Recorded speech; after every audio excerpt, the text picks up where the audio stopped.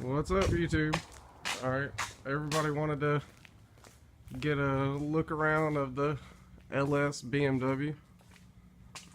So, kind of do a walk around and kind of explain a couple of things of what I did, how I did it, and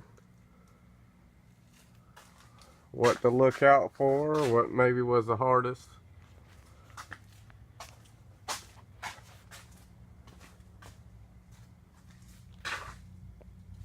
I don't know if you can see that, but we're using factory BMW power steering. I'm gonna try to figure out some different for the air filter, possibly turbo in this thing, so I'm gonna deal with that later. Kind of see the drive shaft in there. This is actually a Tahoe yoke, as well as this end.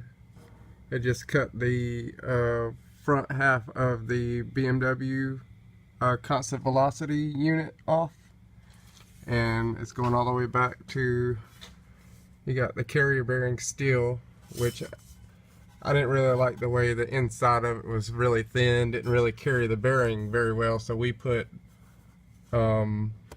it's almost like a polyurethane filler around the bearing just to kind of give it some strength. That's the rest of the BMW drop shaft, and it still has, I don't know if you can even see that, that's kind of, oh, that's horrible. Yeah, I can't really see it too much, but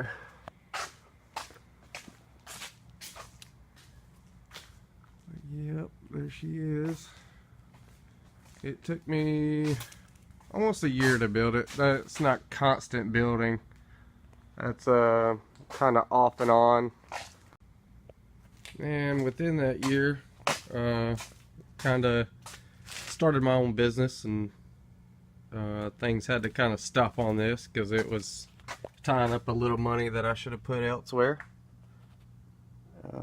That's the custom headers. We made those in-house, Kevlar wrapped them. That's the GM alternator. Most of all of this accessories are all GM. If you can see it down there, you really can't, but it's GM AC, because it actually come out off on the same side as the BMW, so all of the AC lines run straight back, and all you have to do is cut the end where the manifold for the compressor is and adapt your lines onto there. This is factory Tahoe hose. Didn't necessarily have to cut it right there. I was using a filler neck here, but with the venting system, the steam system didn't seem to work very well. So this is a E36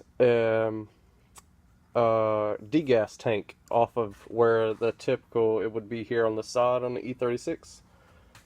We just kind of adapted our own hoses to the bottom of it, ran it straight to the water pump, and we still have routing for heater. We just haven't hooked any of that up. This is a LM7 LS1 factory intake, LM7 rails, injectors, and as you can see, we cut the loop out of it, or the really tall kind of peaks right up here, kind of peaks up like that, so with the LS intake it still wouldn't shut the hood.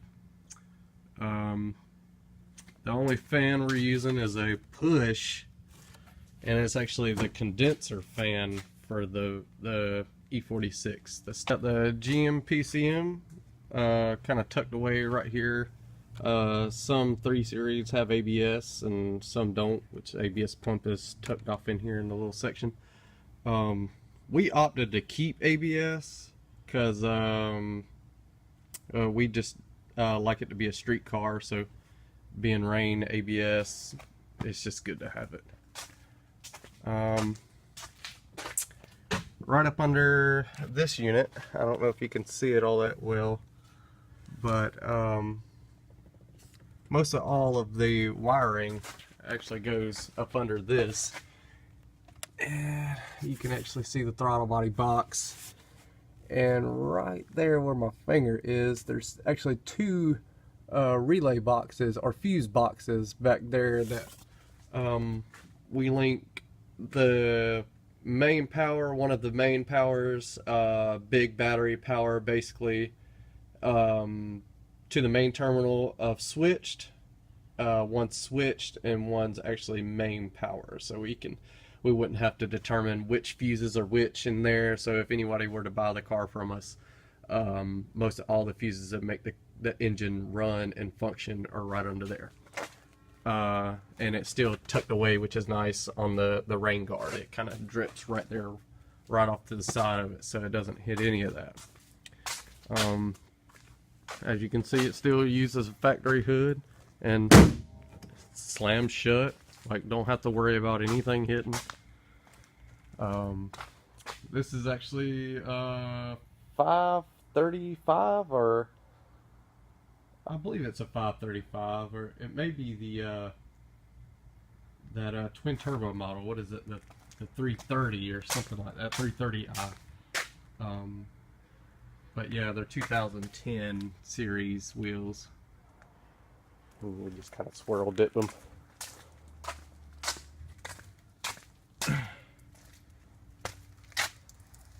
Kind of all factory interior. Kind of need to get a seat and all that stuff situated. The shifter is actually, they make a 4-speed shifter. Let me get that out.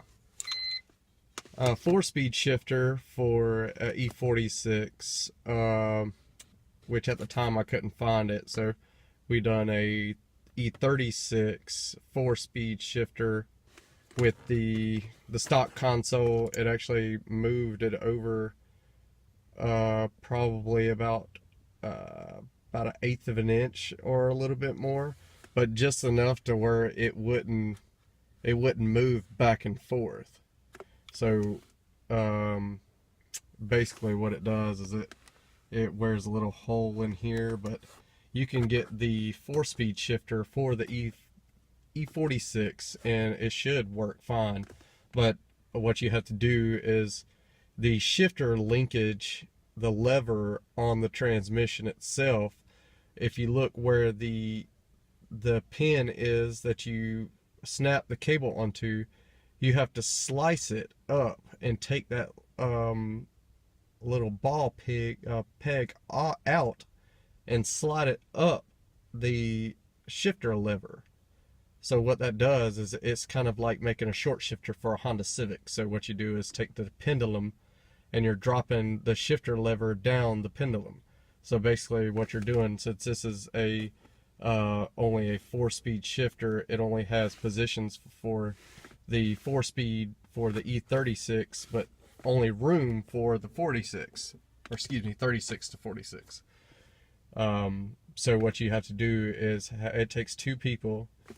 You move it from park to neutral, get your bearings under with the slice in the lever, find your spot where it adjusts perfect, tack it in place. Once you tack it in place, take the lever off, weld it up, and you should be fine.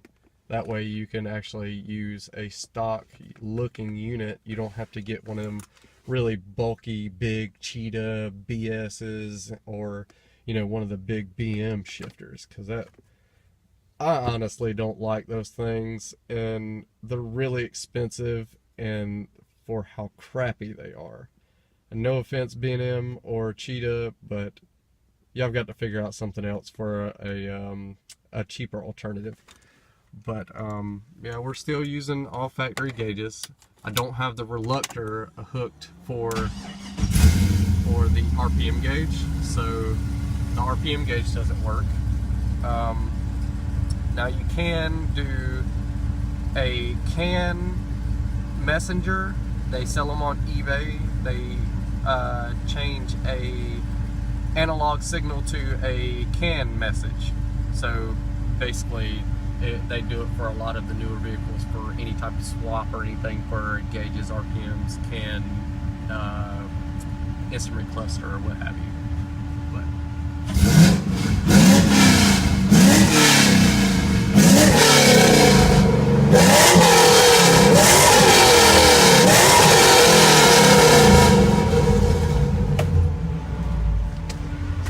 as you can see up under it, was we have 3-inch collectors, inch and 3/8 tubes on the head of it.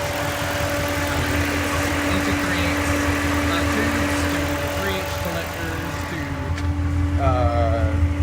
2 3/4. It may be mistaken. It may be 3-inch as well, but it goes from collector to Y to single all the way back, and then we have an epoxy super turbo muffler on the back. So it actually sounds pretty good. I was surprised whenever I put the import muffler on American Muscle. It's kind of great. When you pull up beside somebody and they think Ricer, and then you kind of go ahead and snatch it in low, or even put it in drive. This thing's such a beast. But alright, if you like what you see and you want to see a little bit more, just to kind of give you a taste, we've got a little bit of a build to do. Gotta have it done by roughly the end of this month. But the gentleman does time attack races out of Atlanta, Georgia, and does some surrounding states as well. But this is a little glimpse of his car and what we're going to be doing to it, potentially.